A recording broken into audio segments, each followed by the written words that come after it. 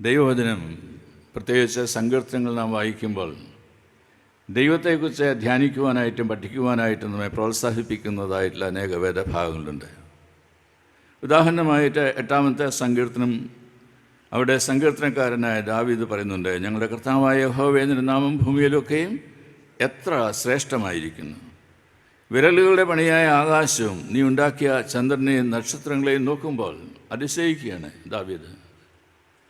ദൈവത്തിൽ നിന്ന് പഠിക്കുവാൻ തക്കവണ്ണം ദൈവം സൃഷ്ടിച്ചതായാലും ഈ പ്രപഞ്ചത്തിലൂടെ തനിക്ക് സാധ്യമായിട്ട് തീരുന്നു എന്നത് മനസ്സിലാക്കുന്നതായിട്ടുള്ള ദാവീദ് 19-ാം സങ്കീർത്തനത്തിൽ പറയുന്നു, ആകാശം ദൈവത്തിൻ്റെ മഹത്വത്തെ വർണ്ണിക്കുന്നു, ആകാശവിധാനം അവൻ്റെ കൈവേലയെ പ്രസിദ്ധമാക്കുന്നു.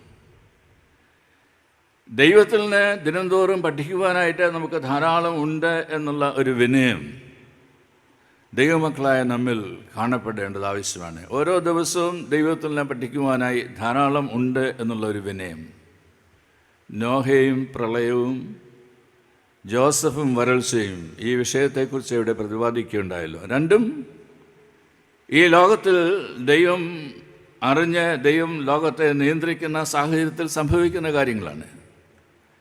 നോഹയുടെ കാലഘട്ടത്തിൽ നോഹ ദൈവത്തെ മനസ്സിലാക്കിയതുപോലെ, ജോസഫിൻ്റെ കാലഘട്ടത്തിൽ ജോസഫ് ദൈവത്തെ മനസ്സിലാക്കിയ പോലെ, ഇന്ന് നമ്മളുടെ ജീവിത കാലഘട്ടത്തിൽ ദൈവത്തെ അറിയുവാൻ തക്കവണ്ണം വിനയത്തോടെ ദൈവത്തിൽ ഇരുന്ന് ധ്യാനിച്ച് ദൈവത്തിൽ നിന്ന് സത്യത്തെ പഠിക്കുവാൻ തക്കവണ്ണം നമുക്കിടയായിട്ട് തീരേണ്ടത് എത്രയോ ആവശ്യമാകുന്നു.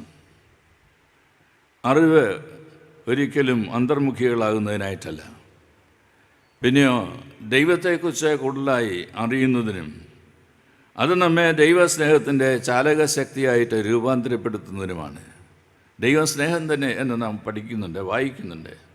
സ്നേഹവാനായിട്ടുള്ള ദൈവത്തിൻ്റെ ഭാവങ്ങൾ ചരിത്രത്തിൻ്റെ ഓരോ ഏടുകളിലൂടെയും ദൈവം വെളിവാക്കി തരുമ്പോൾ ദൈവത്തിൻ്റെ സ്നേഹത്തിൻ്റെ നിദർശനത്തെ മനസ്സിലാക്കി അതിൻ്റെ ഒരു ചാലകശക്തിയായി സമൂഹത്തിൽ ദൈവത്തിന് വേണ്ടി ജീവിക്കുവാൻ തക്കവണ്ണം ഞാനും നിങ്ങളും വിളിക്കപ്പെട്ടിരിക്കുന്നു എന്ന തിരിച്ചറിവ് നമുക്ക് ഉണ്ടാവേണ്ടത് ആവശ്യമാണ്.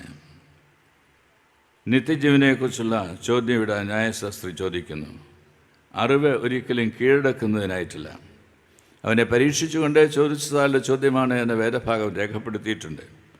അറിവ് ഒരിക്കലും കീഴടക്കുവാനായിട്ടുള്ള അറിവല്ല, പിന്നെ മനുഷ്യൻ വിവേകവും മനുഷ്യത്വവും ഉള്ളവനായി വളർന്ന് ഈ ലോകത്തിൽ ജീവിക്കുന്നതിന് വേണ്ടിയിട്ടാണ്. മനോഹരമായുള്ളൊരു ചിത്രീകരണം അടുത്ത സമയത്ത് ഞാൻ വായിച്ചത് ഓർക്കുന്നു. ഒരു ഭവനം, ആ ഭവനത്തിലെ ഗൃഹനാഥൻ ആ ഭവനത്തിൽ മനോഹരമായൊരു പൂന്തോട്ടം ഉണ്ടാക്കിയിട്ടുണ്ട്. ആ പൂന്തോട്ടം വളർത്തി കൊണ്ടുവന്ന് മനോഹരമായ പുഷ്പങ്ങളുമായി അത് പൂത്ത് ഉലഞ്ഞ് നിൽക്കുന്നത് കാണുന്നത് അദ്ദേഹത്തിനൊരു ഹരമായിരുന്നു. മക്കൾ വളർന്ന് തന്നെ സഹായിക്കുവാനുള്ള പ്രായമായ അവസരത്തിൽ അവരെ കൂടെ കൂട്ടി. ഒരിക്കൽ അദ്ദേഹം ഒരു ഗ്രാസ് കട്ടർ മെഷീൻ വാങ്ങിക്കുകയുണ്ടായി. അതെങ്ങനെയാണ് പ്രവർത്തിക്കുന്നത് എന്നത് മക്കളെയൊക്കെ പഠിപ്പിച്ചു കൊടുത്തു. അപ്പൻ പിന്നീടും ചെടിയുടെ മധ്യത്തിലേക്ക് പോയി അതിനെ മണ്ണിളക്കുകയും വളവിടുകയും ചെയ്യുന്ന അവസരത്തിൽ മൂത്ത മകൻ ഈ മെഷീൻ ഒന്ന് സ്റ്റാർട്ട് ചെയ്യുന്നതിനായിട്ട് ശ്രമിച്ചു. സ്റ്റാർട്ടായി, പക്ഷേ സ്റ്റോപ്പ് ചെയ്യുന്നതിനായിട്ട് അറിയാൻ പാടില്ല. അതേ ചെന്ന് ഉടനെ താൻ നട്ട് വളർത്തി വെള്ളമൊഴിച്ച് പൂത്തു നിൽക്കുന്നതായ കുറേ ചെടികളെ അങ്ങ് അരച്ച് ഇല്ലാതെയാക്കി. തൻ്റെ കയ്യിൽ കിട്ടിയ ആയുധവുമായി പിതാവ് ഓടി വരികയാണ് അവനിട്ട് 2 കൊടുക്കുവാനായിട്ട്. ഇത് കണ്ട അമ്മ ഓടി വന്ന് ഇടയ്ക്ക് വീണു. തൻ്റെ ഭർത്താവിനെ തടഞ്ഞു നിർത്തിയതായുള്ള സ്ത്രീയെ ഭർത്താവിനെ നോക്കിക്കൊണ്ട് പ്രകാരം പറഞ്ഞു, നാം വളർത്തുന്നത് ചെടികളെയല്ല, നാം വളർത്തുന്നത് മക്കളെയാണ്. നാം വളർത്തുന്നത് ചെടികളെയല്ല, നാം വളർത്തുന്നത് മക്കളെയാണ്. അറിവ് നമുക്കുണ്ടാവുന്നത് വിവേകമുള്ളവരായിട്ട് തീരുന്നതിനായിട്ടാണ്.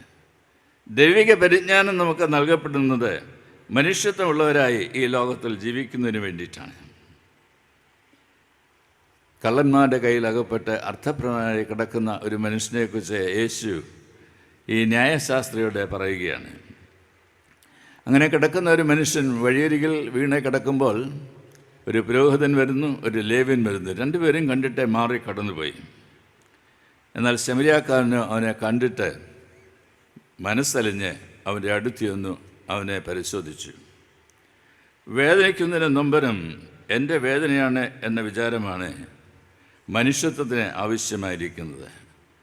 വേദനിക്കുന്നവൻ്റെ നൊമ്പരം എൻ്റെ ഹൃദയത്തിൻ്റെ വേദനയാണ് എന്നെ മനസ്സിലാക്കുന്നിടത്താണ് ദിവ്യഭാവം കാണുവാനായിട്ട് ഇടയാവുന്നത്. അരികുകൾ ശ്രദ്ധേയമായ ചങ്ങാത്തങ്ങളെ അടയാളപ്പെടുത്തുന്നു എന്നതാണല്ലോ നമ്മളുടെ ചിന്താവിഷയമായിട്ട് എടുത്തിരിക്കുന്നത്. ഒന്നാമതായി, ചലഞ്ചിങ് ദി കൺവെൻഷണൽ. പരമ്പരാഗതമായി ചെയ്തു പോകുന്ന ചില മര്യാദകളെ ശമരിയാക്കാരൻ തൻ്റെ പ്രവർത്തനങ്ങൾ കൊണ്ട് വെല്ലുവിളിക്കുകയാണ്. കാണപ്പെട്ട, അറിയാവുന്ന, വെളിപ്പെട്ട പ്രവർത്തന രീതികൾ, രീതിശാസ്ത്രം ഒരു പുതിയ കാഴ്ചപ്പാടിൽ കാണുവാൻ ശമരിയാക്കാരനെ സാധ്യമായിട്ട് തീരുന്നു. 2 പേർ കണ്ടിട്ട് മാറി കടന്നു പോകുമ്പോൾ ശമരിയാക്കാരന് നിന്ന് കാണുന്നതിന്, മനസ്സിലാക്കുന്നതിന് അത് സഹായമായിട്ട് തീരുന്നു. Being different. ദൈവത്തിൻ്റെ ആത്മാവ് നമ്മൾ പ്രവർത്തിക്കുന്ന രംഗങ്ങളിൽ സമൂഹത്തിൻ്റെ മധ്യത്തിൽ പലപ്പോഴും നമ്മൾ ആക്കപ്പെടുന്നത് അങ്ങനെ ആയിത്തീരുന്നതിനായിട്ടാണ്. Being different. മുറിവേൽക്കുന്ന ലോകത്തിൽ മുറിവ് കെട്ടുന്നതായിട്ടുള്ള ശമരിയാക്കാരനായിട്ട് തീരുവാനായി. മുറിവേൽക്കുന്ന ലോകത്തിൽ മുറിവ് കെട്ടുന്ന ശമരിയാക്കാരനായിട്ട് തീരുവാനായി. ഐക്യദാർഢ്യം പ്രഖ്യാപിക്കുന്നതായുള്ള ആളുകൾ ഈ ലോകത്തിലുണ്ട്. ആഭ്യന്തര യുദ്ധം നടന്നതായിട്ടുള്ള സൗത്ത് സുദാനീസ് പ്രദേശത്ത് 9 വയസ്സുള്ള ഈവ എന്ന പേരോടുകൂടിയ ഒരു പെൺകുട്ടി തൻ്റെ മാതാപിതാക്കൾ ഈ ആഭ്യന്തര യുദ്ധത്തിൽ കൊല്ലപ്പെട്ടു എന്ന് മനസ്സിലാക്കിയപ്പോൾ പ്രാണരക്ഷാർത്ഥം അവൾ അവിടെ നിന്ന് എത്യോപ്യയിലേക്ക് യാത്ര ചെയ്യുകയാണ്. 409 കിലോമീറ്റേഴ്സാണ് യാത്ര ചെയ്യേണ്ടത്. അവൾ നടന്നു എത്യോപ്യയിൽ എത്തിച്ചേർന്നു 12 ദിവസം കൊണ്ട്. ഇത് വായിച്ചതായാലൊരു മനുഷ്യൻ, മിസ്റ്റർ അലി, താന് അവളുമായി ഐക്യദാർഢ്യം പ്രഖ്യാപിക്കുന്നതിനായി തീരുമാനിച്ചു. ഞാൻ മൈലുകൾ നടക്കുവാനായിട്ട് പോവുകയാണ്. അദ്ദേഹം അങ്ങനെ നടക്കുന്നതിനായിട്ട് ആരംഭിച്ചു. 10 ദിവസം കൊണ്ട് 190 കിലോമീറ്റേഴ്സ് മാത്രമേ യാത്ര ചെയ്യുന്നതിനായിട്ട് സാധിച്ചുള്ളൂ. ഇനിയും വേണം ഏറെ ദിവസങ്ങൾ അവളോടൊപ്പം യാത്ര ചെയ്യണമെങ്കിൽ.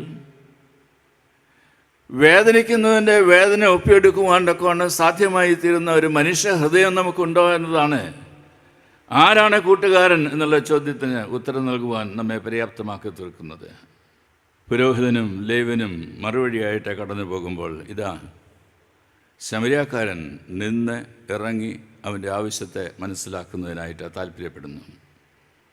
രണ്ടാമതായിട്ട് the marginal is becoming A good friend. സുഹൃത്ത് ബന്ധങ്ങൾക്ക് പുതിയ ഭാവം നൽകുവാനായിട്ട് ശമരിയാക്കാരനെ സാധ്യമായിട്ട് തീരുന്നു. മുഖ്യധാരയിൽ നിന്ന് സഹായം ആവശ്യമുള്ള ആളുകളുടെ അരികിൽപ്പെടുന്ന ആളുകളുടെ അരികിലേക്ക് കൊണ്ടുപോകുന്നതിനായി സ്വാഭാവികമായിട്ട് മനുഷ്യർ താല്പര്യപ്പെടാറുണ്ട്.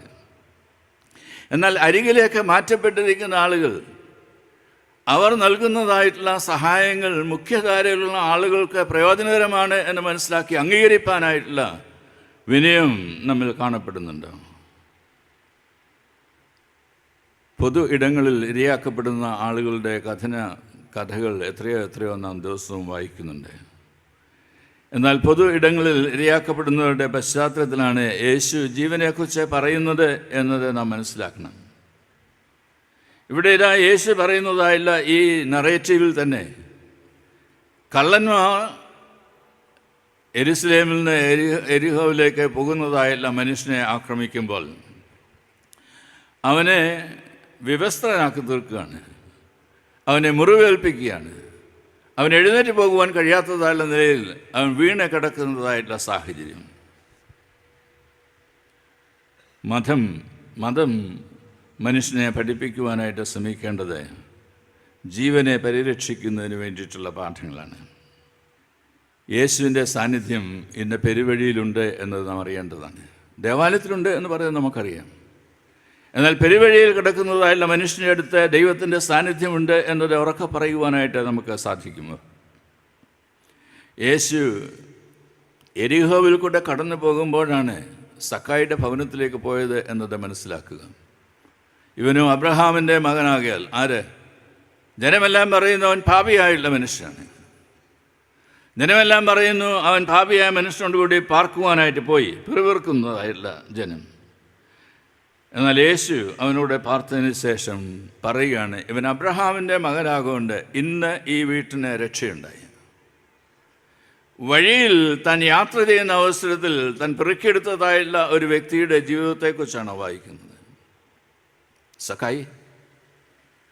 യേശു മുന്നോട്ട് പോകുമ്പോൾ ഇവിടെ വഴിയരികിൽ കണ്ണു കാണാൻ പാടില്ലാത്തതായുള്ളൊരു മനുഷ്യൻ ഭിക്ഷ അയച്ചു കൊണ്ടിരിക്കുന്നു. തിമായിയുടെ മകൻ ആയതുകൊണ്ട് അവനെ ബർത്തിമായി എന്നത് രേഖപ്പെടുത്തിയിരിക്കുന്നു. യേശു അവിടെ നിന്നിട്ട് അവനെ വിളിപ്പീൻ എന്ന് പറയുകയാണ്. വിളിപ്പീൻ. അവൻ ചാടി എഴുന്നേറ്റ് യേശുവിൻ്റെ അടുത്ത് വരുന്നു. യേശു അവനോട് ചോദിക്കുന്നു, ഞാൻ നിനക്ക് എന്ത് ചെയ്തു തരുവാനായിട്ട് നീ താല്പര്യപ്പെടുന്നു? ഗുരു, എനിക്ക് കാഴ്ച പ്രാപിക്കണം. ദാവീദ് പുത്ര, എനിക്ക് കാഴ്ച ലഭിക്കണം. അവനെ കാഴ്ച പെരുവഴിയിൽ നൽകുന്നതായുള്ള യേശുവിനെ കാണാം. അവനും യേശുവിനോടൊന്നിച്ച് പോവുകയാണ് യെരുശലേമിലേക്ക്, കുരിശിൻ്റേതായുള്ള വഴിയിൽ, രക്ഷയുടേതായുള്ള മാർഗത്തിൽ, പെരുവഴിയിൽ ദൈവസ്നേഹത്തെ നൽകുന്നതായിട്ടുള്ള യേശു. എൻ്റെ കൂട്ടുകാരൻ ആരാണ് എന്ന് ന്യായശാസ്ത്രി ചോദിക്കുന്ന സാഹചര്യത്തിൽ ഇവിടെ യേശു മറുചോദ്യം ചോദിക്കുന്നു, ആർക്കാണ് നീ കൂട്ടുകാരനായിട്ട് തീർന്നിരിക്കുന്നത്? ആർക്കാണ് നീ കൂട്ടുകാരനായിട്ട് തീർന്നിരിക്കുന്നത്? ദിനംതോറും നീ ജീവിതത്തിൽ കാണുന്നതായുള്ള കാഴ്ചകൾ, മനുഷ്യ ജീവിതത്തിൽ ഉണ്ടാകുന്നതായുള്ള മുറിവുകൾ, ഉണങ്ങേണ്ടതായുള്ള സാഹചര്യത്തിൽ ഉണങ്ങുവാനായിട്ട് സഹായിക്കുന്നതിന് പകരമായി ഏറെ മുറിവുകൾ നൽകി തിരസ്കരിച്ച് തള്ളിക്കളയുന്ന സാഹചര്യത്തിൽ മാറിക്കടന്നു പോകുന്നതായിട്ടുള്ള മനുഷ്യ ജീവിതങ്ങളായിട്ടാണ് നമ്മുടെ ജീവിതം തീരുന്നത്. നമ്മുടെ സഭ അടുത്ത സമയത്ത് ട്രാൻസ്ജെൻഡേഴ്സിൻ്റെ ഇടയിൽ പ്രവർത്തിക്കുന്നുണ്ട്. പാലക്കാട് ഏരിയയിലുള്ള ട്രാൻസ്ജെൻഡേഴ്സിനെ വിളിച്ചു കൂട്ടിയപ്പോൾ അവിടെയുള്ള നമ്മളുടെ ഇടവക പട്ടക്കാരൻ പള്ളി തുറന്നു കൊടുത്തു. അവിടെ അവർ വന്ന് അല്പനേരം പ്രാർത്ഥിച്ചതിന് ശേഷം അവരുമായിട്ട് കുശലപ്രശ്നം ചെയ്തു അവരുടെ കാര്യങ്ങളൊക്കെ മനസ്സിലാക്കുവാനായി. അരികിലേക്ക് തള്ളിക്കളയുന്നതായുള്ള ജീവിതം ഏറെ കാണാം. മാർജിനലൈസ്ഡ് ആയിട്ടുള്ള ആളുകൾ. എന്നാൽ നമ്മുടെ ഓരോ ദിവസമുള്ള പ്രവർത്തനങ്ങൾ ആളുകളെ കൂടുതൽ മാർജിനലൈസ് ചെയ്യുകയാണോ, തള്ളി അരികിലേക്ക് മാറ്റുകയാണോ, ഈ മുഖ്യധാരയിൽ വേണ്ട എന്ന് പറയുവാനായിട്ട് ശ്രമിക്കുന്നതായുള്ള സാഹചര്യമാണ്. സാധാരണക്കാരായ മനുഷ്യരിൽ നിന്ന് ധാരാളം നമുക്ക് പഠിക്കുവാനായിട്ടുണ്ട്. അബ്ദുള്ള എന്ന് പറയുന്നതായുള്ള ഒരു മനുഷ്യനെക്കുറിച്ച് ഞാൻ വായിച്ചു, നിങ്ങളും വായിച്ചു കാണും.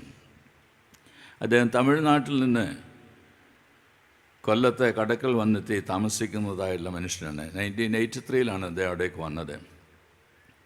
അദ്ദേഹം വന്നപ്പോൾ ഒരു കപ്പലണ്ടി കടയിൽ ജോലിക്കാരനായിട്ടാണ് പ്രവേശിച്ചത്.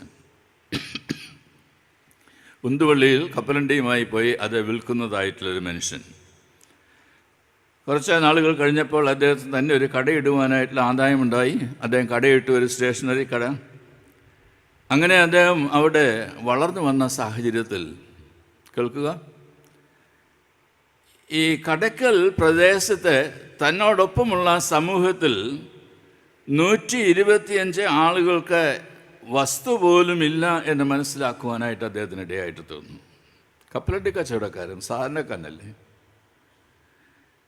പിന്നീട് ഒരു സ്റ്റേഷനറി കടക്കാരനായി തീർന്ന മനുഷ്യൻ എന്ന് പറഞ്ഞാൽ അദ്ദേഹം സ്റ്റേഷനറി ആയിട്ട് അവിടെ നിൽക്കുകയാണ്. അവിടെയാണ് എല്ലാവരും അവിടെ വരണം, മറ്റേതിങ്ങനെ കൊണ്ടുകിടന്ന ആളുകളെയൊക്കെ കാണാം. എന്നാൽ തനിക്ക് ജീവിതത്തിൽ ഉയർന്നു വരുവാനായിട്ട് ഇടയായപ്പോൾ താൻ ജീവിക്കുന്ന സമൂഹത്തെ അറിയുവാനായിട്ട് അദ്ദേഹം താല്പര്യപ്പെട്ടു. അതുകൊണ്ട് അദ്ദേഹം കണ്ടെത്തി 125 ആളുകൾക്ക് ഇവിടെ വസ്തുവില്ല. അദ്ദേഹം 1 ഏക്കർ സ്ഥലം വാങ്ങി അതിൻ്റെ രേഖ, ഭൂമിയുടെ രേഖ മുഖ്യമന്ത്രിക്ക് കൊണ്ടുപോയി കൊടുത്തു എന്നത് പേപ്പറിൽ കൂടെ നാം വായിക്കുകയുണ്ടായി. 87 വീട്ടുകാരെയെങ്കിലും സഹായിക്കുവാനായിട്ട്. ഫ്ലാറ്റ് പണിതതിന് ശേഷം 87 വീട്ടുകാർക്ക് താമസിക്കുവാനായിട്ട് ഇത് സൗജന്യമായിട്ട് നൽകുവാൻ തൻ്റെ ആദായം, പരിമിതമായ ആദായം, എന്നാൽ തന്നേക്കാൾ അവശത അനുഭവിക്കുന്ന ആളുകൾ തൻ്റെ സമൂഹത്തിലുണ്ട് എന്ന് മനസ്സിലാക്കിയപ്പോൾ അവരുടെ സ്നേഹം അദ്ദേഹത്തെ നിർബന്ധിക്കുകയാണ്. 1 ഏക്കർ സ്ഥലം വാങ്ങി മുഖ്യമന്ത്രിക്ക് കൊടുക്കുന്നു, വീട് ഉണ്ടാക്കി കൊടുക്കണം. പുരോഹിതനും ലേവനും ചെയ്യാതിരുന്ന സൽക്രിയ അത് ചെയ്യുവാനായിട്ട് ഈ ശമരിയാക്കാരൻ താല്പര്യപ്പെടുന്നു എന്നത് നാം വായിക്കുന്നുണ്ട്. മുറിവേറ്റവന് ആരാണ് കൂട്ടുകാരനായിട്ട് തീരുക? വിശുദ്ധ സാഹചര്യങ്ങൾ ജീവിച്ച ആ വിശുദ്ധിയുടെ ഒഴുക്കിനൊപ്പം നിൽക്കുവാനായിട്ട് എല്ലാവർക്കും കഴിയും. എന്നാൽ മോശമായുള്ള സാഹചര്യത്തിൽ അകപ്പെട്ടിട്ടും വാടാതെ വളരണമെങ്കിൽ അസാധാരണമായിട്ടുള്ള ഉൾബലം വേണം. ദൈവസ്നേഹത്താൽ നിറയപ്പെടണം. ക്രിസ്തു എന്നിലുണ്ട് എന്ന് പറയുവാൻ്റെ കൊണ്ടിടയാവണം. ഒരു തൊഴിലാളിയായ പപ്പുവിൽ അത് കാണുവാനായിട്ട് കഴിയുമെങ്കിൽ, ചേരിയിൽ ജനിച്ച് വളർന്നതായിട്ടുള്ള ജമാൽ മാലിക്കിൽ അത് കാണുവാനായിട്ട് കഴിയുമെങ്കിൽ, കൽക്കട്ടയിലെ തെരുവിലേക്ക് അറിയപ്പെട്ടതായിട്ടുള്ള പിന്നീട് സ്വീകരിച്ചതായുള്ള പേരാണ് ആനന്ദയിൽ കൂടെ ലോകത്തിന് ദൈവസ്നേഹത്തിൻ്റെ ശുശ്രൂഷ ലഭ്യമായി തീരുവാനായിട്ട് സാധിക്കുമെങ്കിൽ, ചോദ്യം ഇതാ, മുറിവേറ്റവന് ആരാണ് കൂട്ടുകാരനായിട്ട് തീരുക? അവരെന്നെ വീണ്ടെടുക്കുന്ന, രൂപാന്തരപ്പെടുത്തുന്ന സുഹൃത്ത് ബന്ധങ്ങളിലേക്ക് ശമരിയാക്കാരൻ പ്രവേശിക്കുകയാണ്. പുരോഹിതനും ലേവനും പരമ്പരാഗത ശൈലിയുടെ വേറെ വഴിയായിട്ട് കടന്നു പോകുമ്പോൾ ശമരിയാക്കാരൻ അവരെ അടുത്തേക്ക് ചെല്ലുന്നു. ജീവിതത്തിൽ നേരിടേണ്ടി വരുന്ന എല്ലാ പ്രയാസങ്ങളെയും താൻ ഏറ്റുവാങ്ങുകയാണ്. അവൻ്റെ മുറിവുകളെ കെട്ടുന്നു, എണ്ണയും വീഞ്ഞും പകരുന്നു, വാഹനത്തിൽ കയറ്റുന്നു, വഴിയമ്പലത്തിൽ കൊണ്ടുപോകുന്നു, പേഴ്സ് തന്ന് 2 വെള്ളിക്കാശ് കൊടുക്കുന്നു. തൻ്റെ സമയം, തൻ്റെ ജീവിതം, തൻ്റെ സാധ്യതകൾ ഇവയെല്ലാം നൽകുന്നതിനായിട്ട് മനസ്സൊരുക്കമുള്ളവനായിട്ട് തീരുകയാണ്. Holistic giving for the holistic welfare of a person who is wounded. The poor are beautiful എന്ന് പറഞ്ഞത് മദർ തെരേസയാണ്. The poor are beautiful. ദാരിദ്ര്യം ഈ ലോകത്തിൽ ഉണ്ടാക്കിയത് ഇന്ന ദരിദ്രനെന്ന് നാം മുദ്ര കുത്തുന്നതായിട്ടുള്ള ആളുകളെല്ലാം മുഖ്യധാരയിലുള്ള സമൂഹം അവർക്ക് നൽകിയതാണ്, സമ്മാനമാണ് ദാരിദ്ര്യം എന്ന് പറയുന്നത്. ഈ ദാരിദ്ര്യത്തെ ഉച്ചാടനം ചെയ്യുവാൻ, ഇല്ലിറ്ററസിയെ മാറ്റുവാൻ, സമൂഹത്തിൽ അവർക്ക് അവസരങ്ങൾ നൽകി വളർത്തിക്കൊണ്ടുവരുവാൻ ആരാണ് അവർക്ക് അയൽവക്കക്കാരനായിട്ട് തീരുന്നത്? ജീവിതം ത്യാഗനിർഭരമായിരിക്കണം. ജീവിതം പകുത്തു കൊടുത്ത് മാത്രമേ ദൈവസ്നേഹത്തെ മനസ്സിലാക്കി കൊടുക്കുവാനായിട്ട് കഴിയുള്ളൂ. ദൈവം അപ്രകാരമാണ് ഈ ലോകത്തിൽ ദൈവസ്നേഹത്തെ വെളിവാക്കിയത്, തൻ്റെ ഏകജാതനായ പുത്രനെ ഈ ലോകത്തിലേക്ക് നൽകിയതിലൂടെ. നമ്മുടെ അരുമനാഥനും ലോകത്തിൻ്റെ രക്ഷകനുമായ യേശു ക്രിസ്തു, ഞാൻ നിങ്ങളെ സ്നേഹിച്ച പോലെ നിങ്ങളും തമ്മിൽ സ്നേഹിക്കണമെന്ന് പറഞ്ഞ് ആ സ്നേഹത്തെ വെളിവാക്കിയത് കാൽവരി ക്രൂസിൽ മരിച്ചുകൊണ്ടാണ്. ഹി എംപ്റ്റീഡ് ഹിംസെൽഫ്, നൽകുവാനായിട്ട് താല്പര്യപ്പെടുകയാണ്. ദ മാർജിനൽ ബിക്കമിങ് മാർവലസ്, അതിശ്രേഷ്ഠമായിട്ടുള്ള മാതൃക നമുക്ക് കാട്ടിത്തരുന്നു. ഇന്തോനേഷ്യയിലെ ബോർണിയോയിലുള്ള സംരക്ഷിത വനമേഖലയിൽ വിഷപ്പാമ്പുകൾ ഉയരിക്കുന്നതായുള്ള ചെളിക്കിടങ്ങിൽ ഇറങ്ങിയതായുള്ളൊരു മനുഷ്യൻ അതിൽ നിന്ന് കയറുവാനായിട്ട് പ്രയാസപ്പെടുന്നത് മനസ്സിലാക്കി കണ്ടുകൊണ്ടിരുന്ന ഒരു ഊട്ടാങ് ആ കിടങ്ങിൻ്റെ സമീപത്ത് തന്നെ കൈ നീട്ടുന്നതായുള്ളൊരു ചിത്രം ഞാൻ പേപ്പറിൽ കാണുകയുണ്ടായി. ഒരു മൃഗത്തിന് പോലും ഉണ്ടാവുന്ന ആർദ്രതയുടെ കരുണയുടെ ഹൃദയം ഇന്ന് മനുഷ്യന് നഷ്ടപ്പെട്ടു പോകുന്നുണ്ടോ എന്ന് ചോദിക്കേണ്ടതാണ്. ഒരു കൈ സഹായം നൽകുവാൻ സാധിക്കാത്തതായുള്ള ആരാണുള്ളത്? എന്നാൽ എന്തോ വിമുഖത നമ്മയെല്ലാം പിടിച്ചടക്കിയിരിക്കുന്നു. കൈ പൊങ്ങുകയില്ല, കൈ നീളുകയില്ല, കൊടുക്കുകയില്ല.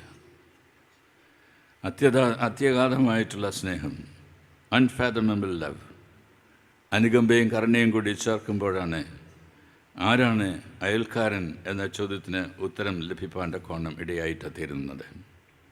ഈ മൂവരിൽ ആരാണ് അവന് കൂട്ടുകാരനായി തീർന്നത്? അവൻ മറുപടിയായിട്ട് പറയുന്നുണ്ട്, ന്യായശാസ്ത്രി മറുപടിയായിട്ട് പറയുകയാണ്, ബുദ്ധിയുള്ളതായുള്ള മനുഷ്യൻ, അറിവുള്ളതായുള്ള മനുഷ്യൻ, പഠിക്കാനായിട്ട് വന്നതായുള്ള മനുഷ്യൻ പറയുകയാണ് അവനോട് കരുണ കാണിച്ചവൻ. യേശു അവനോട് പറയുന്നത്, നീയും പോയി അങ്ങനെ തന്നെ ചെയ്യുക. ഇതാണ് ആദ്യവും പറഞ്ഞത്. ന്യായശാസ്ത്രി പറഞ്ഞതായുള്ള ഉത്തരം കേട്ട് നീ പറഞ്ഞത് ശരി എന്ന് പറഞ്ഞപ്പോൾ അങ്ങനെ ചെയ്യുക, നീ ജീവിക്കും. പിന്നെ സ്വയം നീതീകരിപ്പാൻ ആഗ്രഹിച്ച് ചോദിച്ചതായുള്ള ചോദ്യത്തിന് യേശു പറഞ്ഞതായിട്ടുള്ള നറേറ്റീവാണ് നാം ചിന്തിച്ചതായുള്ള വേദഭാഗം. എൻ്റെ അവസരത്തിൽ അവനോട് തന്നെ ചോദിക്കുകയാണ്, ഇവരിൽ ആരാണ് ഇവനെ കൂട്ടുകാരനായി തീർന്നത്? ആർദ്രത കാട്ടിയ മനുഷ്യൻ, കരുണ കാട്ടിയതായിട്ടുള്ള മനുഷ്യൻ. നീയും പോയി അങ്ങനെ തന്നെ ചെയ്യുക എന്ന് പറഞ്ഞ് അവനെ അയക്കുന്നതായിട്ടുള്ള യേശു. The Good Samaritan represents all who are on the margins. ഇന്ന് അരികിൽ തള്ളപ്പെട്ടിരിക്കുന്നതായുള്ള എല്ലാ ആളുകളെയും പ്രതിനിധീകരിക്കുന്നതായുള്ള ഒരു മനുഷ്യനാണ് good Samaritan. He represents the children and mothers on the red street. ഇന്ന് ചുവന്ന തെരുവുകളിൽ ജീവിതം ഹോമിക്കപ്പെടുന്നതായിട്ടുള്ള അമ്മമാരുടെയും മക്കളുടെയൊക്കെ പ്രതിനിധിയായി കാണപ്പെടുക. Children and parents termed as rag pickers. Transgender community, tribals, Adivasis, physically mentally challenged ആയിട്ടുള്ള ആൾക്കാർ, എത്രയെത്രയോ ആൾക്കാർ, ഇതെല്ലാം ഇവരുടെ ഇടയിൽ ദൈവസ്നേഹത്തിൻ്റേതായിട്ടുള്ള ആർദ്രതയുടെ കരുണയുടേതായിട്ടുള്ള ചിത്രം വരച്ച് കാട്ടുന്നതായിട്ടുള്ള ശമരിയാക്കാരൻ. ഒരു ഭാഗം കൂടെ ശ്രദ്ധയിൽ കൊണ്ടുവന്നുകൊണ്ട് എൻ്റെ വാക്കുകളെ ഞാൻ ചുരുക്കാൻ. നാം വായിച്ച വേദഭാഗം ലൂക്കോസിൻ്റെ സുവിശേഷത്തിൽ നിന്നാണ്, 10-ാം അധ്യായത്തിൽ നിന്ന്. ലൂക്കോസ് തന്നെ എഴുതിയതാണ് എന്ന് നാം അറിയുന്നുണ്ടല്ലോ. അപ്പോസ്തല പ്രവൃത്തികൾ. അവിടെ ഉയർത്തെഴുന്നേറ്റ കർത്താവിന് അടുത്ത ശിഷ്യന്മാർ വന്ന് ചോദിക്കുന്നുണ്ട്, നീ എപ്പോഴാണ് രാജ്യം യഥാസ്ഥാനപ്പെടുത്തുന്നത്, ദൈവരാജ്യം യഥാസ്ഥാനപ്പെടുത്തുന്നത്? യേശു പറഞ്ഞു, അത് അറിയുന്നത് എനിക്കുള്ളതല്ല, നിങ്ങൾക്കുള്ളത്. അത് പിതാവ് വെളിപ്പെടുത്തുന്നതായിട്ടൊരു കാര്യമാണ്. എന്നാൽ നിങ്ങൾ കാത്തിരുന്ന് പ്രാർത്ഥിക്കണം. പരിശുദ്ധാത്മാവ് നിങ്ങളുടെ മേൽ വരുമ്പോൾ ശക്തി ലഭിച്ചിട്ട് നിങ്ങൾ എൻ്റെ സാക്ഷികളാകും. 1-ാം അധ്യായത്തിൻ്റെ 8-ാം വാക്യം ശ്രദ്ധയോടുകൂടി വായിക്കുക. അവിടെ പറയുന്നുണ്ട്, യെരുശലേമിലും യഹൂദിയയിൽ എല്ലായിടത്തും ശമരിയയിലും. യഹൂദിയയുടെ ഭാഗമായിട്ട് എണ്ണാവുന്ന ഒരു സ്ഥലമാണ് ശമരിയ. എന്നാൽ എടുത്തു പറയുകയാണ്, എന്നാൽ ശമരിയയിലും ഭൂമിയുടെ അറ്റത്തോളം എൻ്റെ സാക്ഷികൾ ആകണം. 9-ാം അധ്യായത്തിൻ്റെ 51 മുതലുള്ള വാക്യങ്ങൾ വായിക്കുമ്പോൾ യേശു യെരുശലേമിലേക്ക് യാത്ര ചെയ്യുവാൻ ആഗ്രഹിച്ച് തനിക്ക് മുമ്പായി ദൂതന്മാരെ അയച്ചു എന്ന് അവിടെ പ്രതിപാദിക്കുന്നുണ്ട്. അവർ ശമരിയാക്കാരുടെ ഒരു ഗ്രാമത്തിൽ ചെന്നു. യേശു യെരുശലേമിലേക്കാണ് യാത്ര ചെയ്യുന്നത് എന്നത് അവർ അറിഞ്ഞ അവസരത്തിൽ ആ ശമരിയാക്കാർ അവനെ കൈക്കൊണ്ടില്ല എന്നത് രേഖപ്പെടുത്തിയിട്ടുണ്ട്. The spirit of rivalry and alienation. യേശു ശമരിയ പട്ടണത്തിലേക്ക് പ്രവേശിച്ചപ്പോൾ 2 നാൾ അവരോടുകൂടി പാർക്കുവാനായിട്ട് അനുവദിച്ചതായിട്ടുള്ളൊരു സമൂഹമാണ്. എന്നാൽ യേശു ഇപ്പോൾ ഇതാ യെരുശലേമിലേക്ക് പോകുന്നു എന്ന് പറയുന്ന അവസരത്തിൽ യെരുശലേമിലേക്ക് പോകുന്നവരെ ഞങ്ങൾക്ക് ഇഷ്ടമില്ല. യെരുശലേമിലുള്ളവർക്കും ശമരിയാക്കാരെ ഇഷ്ടമില്ല.